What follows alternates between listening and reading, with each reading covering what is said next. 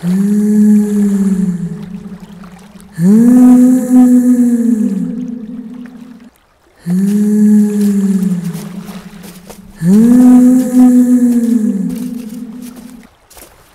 গেল, কোথায় গেল?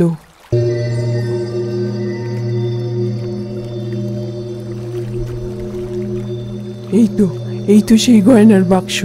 এখন সব গয়না আমার, সব গয়না আমার।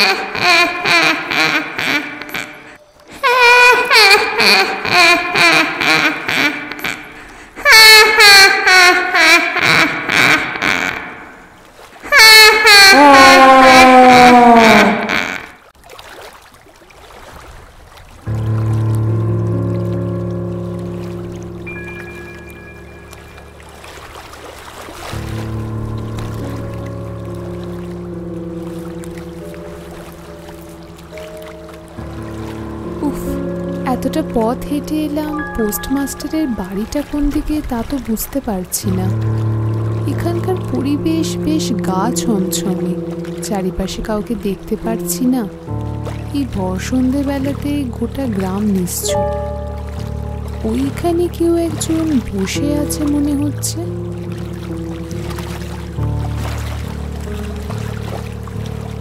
এই যে শুনছেন, আপনাকে বলছি, পোস্টমাস্টারের বাড়িটা কোন দিকে বলতে পারেন?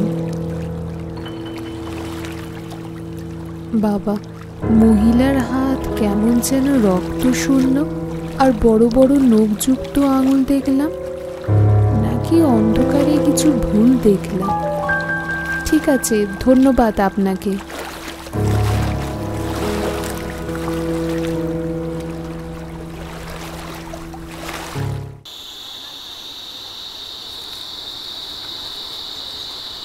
বাড়ি থেকে কেউ বেরোস না, কেউ বেরোস না। ও এসে গেছে, সবাইকে মেরে ফেলবে, সবাইকে মেরে ফেলবে। এ কি, এভাবে কে চিৎকার করছে? পোস্টমাস্টার বাবু আছেন? কে আপনি? আমি পোস্টমাস্টার অমলেন্দু সরকার। আমি অনন্যা। কাল পোস্ট অফিসে আমার জয়েনিং ডেট, সব কিছু বুঝে নিতে তাই আগের দিন চলে এলাম। আমার কাছে আপনার আসার খবর ছিল, কিন্তু না আপনি বাড়ি চিনে এলেন কি করে? তা একটু অসুবিধায় পড়েছিলাম বই কি। শেষে নদীর পাড়ে একজন মহিলা বসেছিল, তাকে জিজ্ঞেস করতেই সেই বলল। নদীর পাড়ে? ও বাবা, রাম রাম রাম রাম। আপনি আর বাইরে দাঁড়াবেন না, ভিতরে আসুন।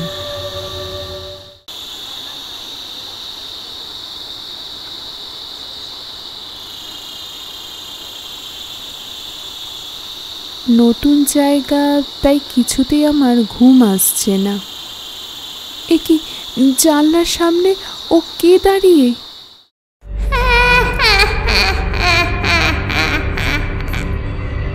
বাঁচাও, বাঁচাও, কে আছো, বাঁচাও।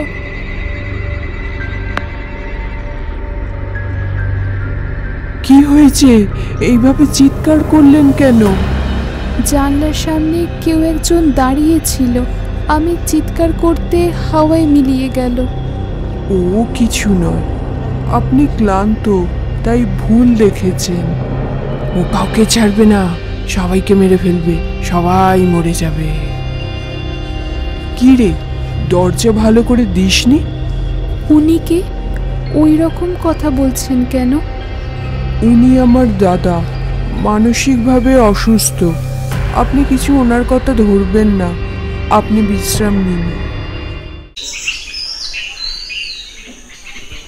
তুমি এখানে কতদিন ধরে কাজ করছো পাঁচু?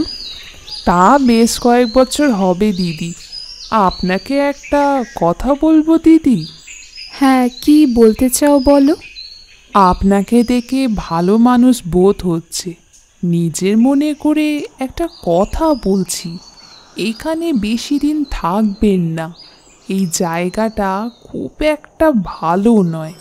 আপনি বদলি নিয়ে চলে যান, আর যতদিন এখানে আছেন খুব সাবধানে থাকবেন। রাতে ঘরের বাইরে তেমন দরকার না পড়লে বেরোবেন না। কেন পাঁচু, এই রকম কথা বলছো কেন? এখানে থাকলে কিসের অসুবিধা? তবে শুনুন, আপনাকে থাকার জন্য অফিস থেকে যে ঘরটা দিয়েছে, ওর কাছে যে নদীটা পড়ে, ওইখানে একদিন একজনের মৃতদেহ ভেসে উঠেছিল। মৃতদেহ? ওই নদীতে? কার মৃতদেহ? ওই আমাদের পোস্টমাস্টারের। তুই তুই এখানে কি করছিস? না না, তেমন কিছু নয়। এই সমস্ত লোকগুলোকে নিয়ে বড় মুশকিল। কাজের সময় গল্প করে। আপনার অফিসে কি কি কাজকর্ম আছে সেটা এখন বুঝে নিন। কাজের শেষে আমি আপনাকে আপনার থাকার জায়গায় নিয়ে যাব। নদীর পাড়ের দিকের ঘরটা। আমার লোক ঘর সব পরিষ্কার করে রাখবে, আর আপনার জিনিসপত্রগুলো আমার বাড়ি থেকে ওই বাড়িতে রেখে দিয়ে আসবে।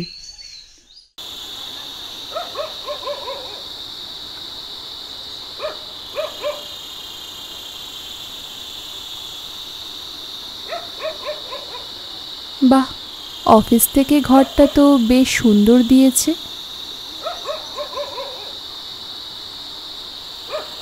বাড়ির বেশ কাছেই নদীটা। এখান থেকে নদীর পাড়টা বেশ স্পষ্ট দেখা যাচ্ছে। এ কি, ওইখানে আমাদের পোস্টমাস্টার দাঁড়িয়ে আছেন মনে হচ্ছে। হ্যাঁ, পোস্টমাস্টারই তো। সাথে কেউ আছে। এত রাতে কার সাথে উনি কথা বলছেন?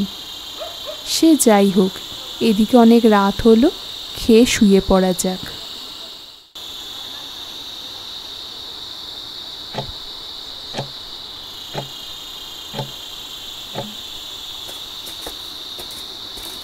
কিসের একটা আওয়াজ আসছে বাইরে থেকে। বেরিয়ে দেখি তো।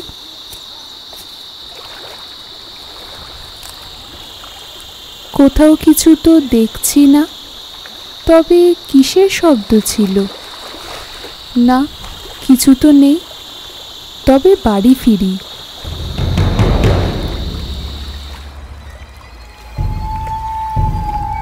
এ কি দেখছি আমি? আমার সামনে যে দাঁড়িয়ে, তাকে দেখে গায়ের লোম আমার খাড়া হয়ে উঠেছে। সামনে দাঁড়িয়ে বিভৎস এক নারী মূর্তি। পরনে তার লাল পাড় সাদা শাড়ি, কপালে বড় করে লাল সিঁদুরের টিপ, ধারালো নখযুক্ত হাত দুটো শরীরের তুলনায় অনেক লম্বা। চোয়ালের ফাঁক দিয়ে বেরিয়ে আছে তীক্ষ্ণ ধারালো দাঁত। কে তুই? এখানে এসেছিস কেন? চলে যা এখান থেকে। কি করব তা আমি বুঝতে পারছি না। সারা শরীর অবশ হয়ে পড়েছে, গলা থেকে স্বর বেরোচ্ছে না, পা মাটি থেকে সরাতেই পারছি না। চারপাশ থেকে আরও সব ভূতের দল ঘিরে ফেলেছে আমায়। কোনো ক্রমে মনের জোর নিয়ে আমি ছুটতে থাকি, কিন্তু আমি একা ছুটছি না। আমাকে অনুসরণ করে ছুটে চলেছে এক পাল ভূতের দল। আমি যে আর পালাতে পারছি না।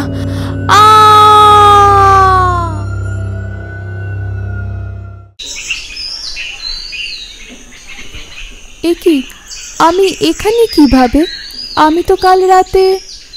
আপনাকে গ্রামের রাস্তায় কিছু লোক সকালে অজ্ঞান হয়ে পড়ে থাকতে দেখে আমাকে খবর দেয়। তারপর লোকজন মিলে ধরাধরি করে আপনাকে এখানে নিয়ে আসা হয়। কি হয়েছিল এবার একটু খুলে বলুন তো। কাল মাঝরাতে আমি ঘুমাচ্ছিলাম। কিছু একটা শব্দ আমার কানে আসতে ঘুমটা ভেঙে যায়। আমি বাড়ির বাইরে বেরোতে এক ভয়ানক অশরীরীকে দেখি, যা দেখে আমি জ্ঞান হারাই। অত রাতে আপনার বাড়ি থেকে বেরোনো ঠিক হয়নি। আপনি এখন বিশ্রাম নিন। আমি নিজেই তো লোক ঠিক করেছিলাম তোমাকে ভয় দেখাতে। ভয় পেয়ে হয় চাকরি ফেলে পালাও, নয়তো ঘরে খিল এঁটে বসে থাকো।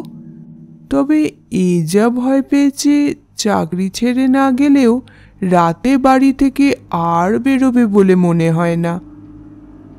তোমার ঘরটা নদীর খুব কাছে, আর তাতেই আমার সমস্যা। নদীর পাড়ে যে আমার একটা গুরুত্বপূর্ণ কাজ আছে, যা তুমি দেখে ফেললে মুশকিল হয়ে যাবে আমার। কাজটা আর ফেলে রাখা যাবে না। কাল আমাবস্যা, কালই উদ্ধার করতে হবে আমায় সেই গয়নার বাক্স। একবার ওই বাক্স আমার হাতে এলে আমি এই গ্রাম ছেড়ে চিরদিনের মতো চলে যাব।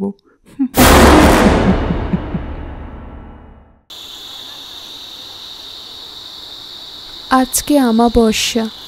গোটা গ্রামটা নিস্তব্ধ হয়ে রয়েছে। গাছের একটা পাতাও নড়ছে না। মনে হচ্ছে আজ কিছু একটা হতে চলেছে। বাইরে থেকে কিসের আওয়াজ আসছে? বেরিয়ে দেখতে হচ্ছে তো।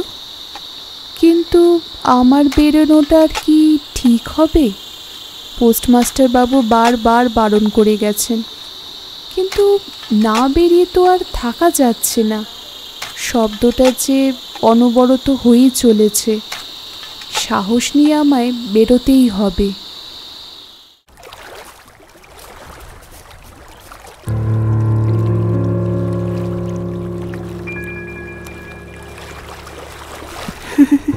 পেয়ে গেছি, পেয়ে গেছি।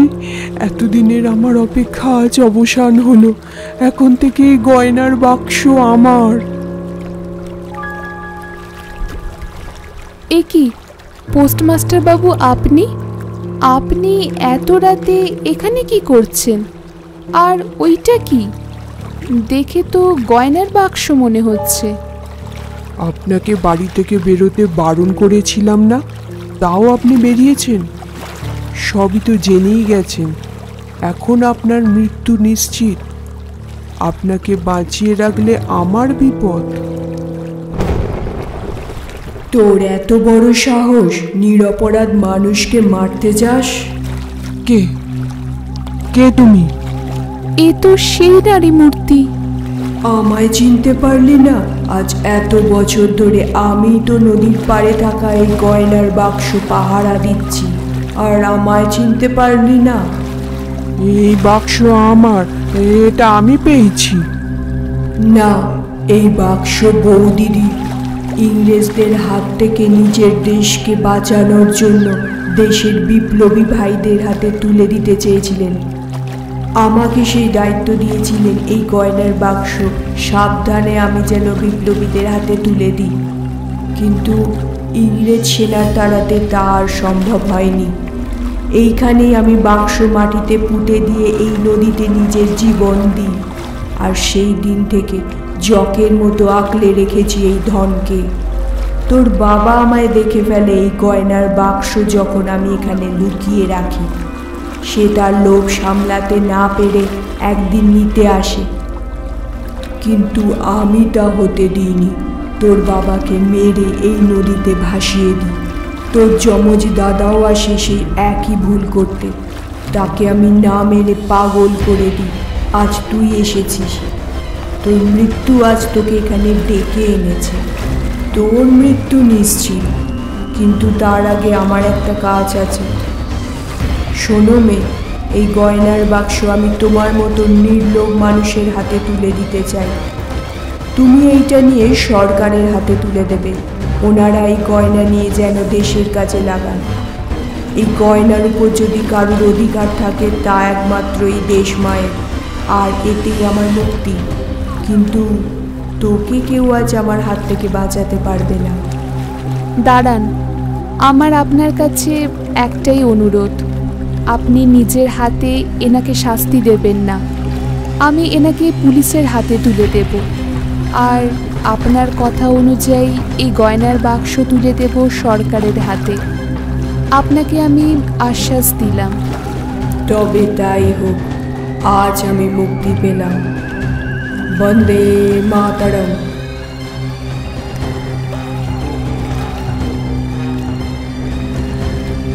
বন্দে মাতরম।